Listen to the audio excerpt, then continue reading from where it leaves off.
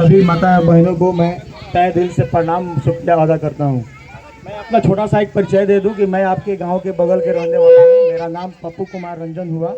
16 में मैं भी जिला पार्षद था। 5 साल जिला पार्षद के पद को सुशोभित किया हूँ और अभी प्रशांत किशोर के करवा को आगे बढ़ाने के लिए ये सभी हमारे दोस्त जितने लगे हुए हैं सब लोग के साथ, आप लोग के साथ मिलकर इनके करवा को आगे हम लोग बढ़ा रहे हैं। एक चीज़ पूछना चाहते हैं, अगर वोट रामनगर की है, भैया आप लोग भी थोड़ा ध्यान दीजिएगा, अगर वोट रामनगर की तो विधायक नरकटियागंज के क्यों? अगर वोट रामनगर की तो विधायक बगहा के क्यों? इस पर हम लोग ध्यान कब देंगे?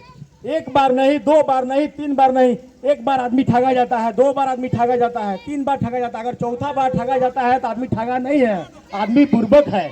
हम लोग बुर्बक है। हम लोगों के वोट लेकर पिछले 25 वर्षों से बगहा से आकर जीती हुई है। क्या यहाँ की माँ के कोख में वो शक्ति नहीं है कि नेता पैदा कर सके? है कि नहीं?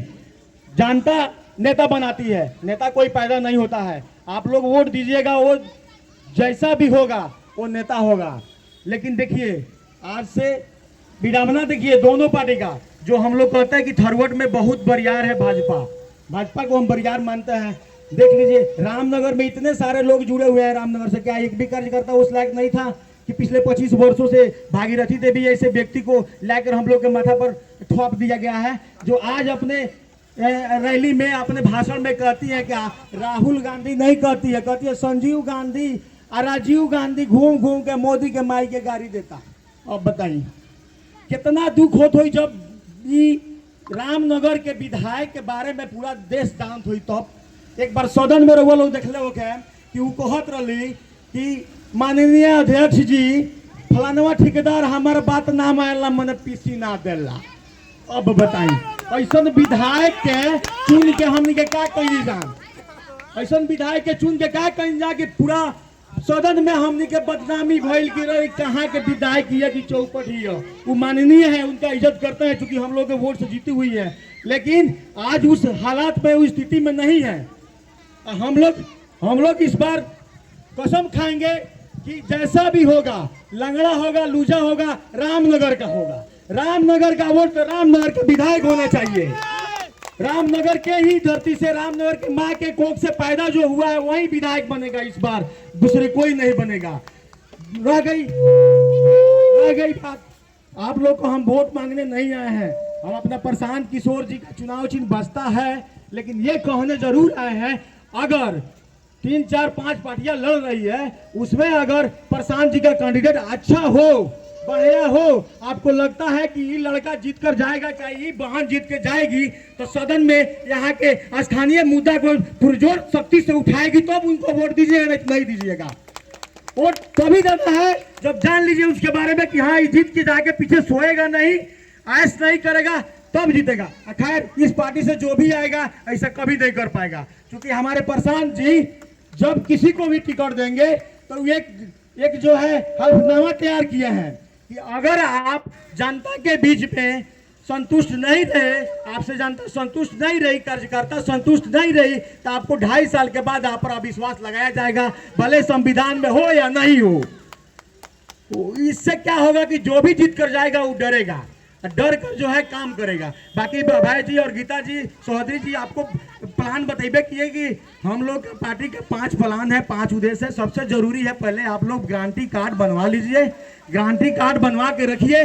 जब हम लोग व्यवस्था में आएंगे तब उससे एक कार्ड से जो है 20,000 तक का फायदा हर घर को मिलेगा।